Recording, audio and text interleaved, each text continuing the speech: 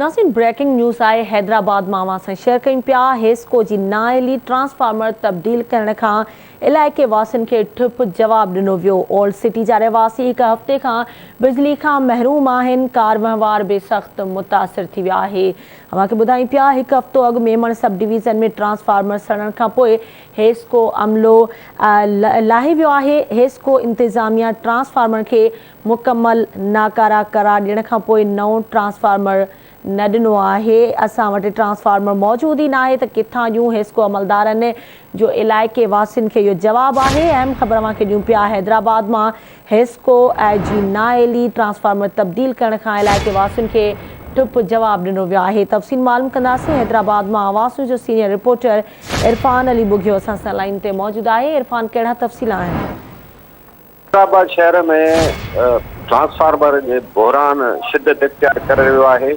हाणे हालत इहा आहे जो ट्रांसफार्मर को ख़राब थिए थो त 15-15 ॾींहं उहो तब्दील नथो थिए ऐं हेस्को जा अमलदार इहो ई शहरनि खे जवाबु ॾियनि था त असां वटि ट्रांसफार्मर ई कोन्हे को। असांखे ज़रियनि वटां ख़बर पई आहे त हेस्को जे अमलदारनि 60 मां कुझु उधारा ट्रांसफार्मर घुराइनि त जीअं गुज़ारो करे सघिजे। हैदराबाद जो ओल्ड सिटी वारो इलाइक़ो जंहिंमें ख़ैरशाह जो पिण अचे थो, बबरनि जो पिण अचे थो, गुलशन होटल, थोरे ॿिया जेके इलाइक़ा आहिनि उतां जा रहवासी गुज़िरियल हिकु हफ़्ते खां बिजली खां महरूम आहिनि।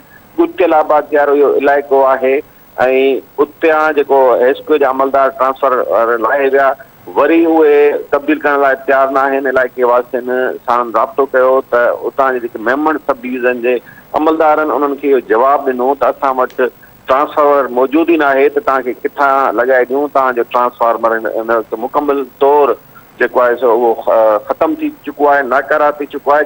जेकॾहिं असां हुनखे लॻाईंदासीं त वधीक धमाको थींदो ऐं इन अमल ख़िलाफ़ उतां जे रहवासियुनि हेस्को जी हेड ऑफिस ॾाढो धरणो भयो आहे ऐं सख़्तु एहतजाज पिणु कयो आहे। महिरबानी इरफान, तफ़सील खां आगाह करण जे लाइ।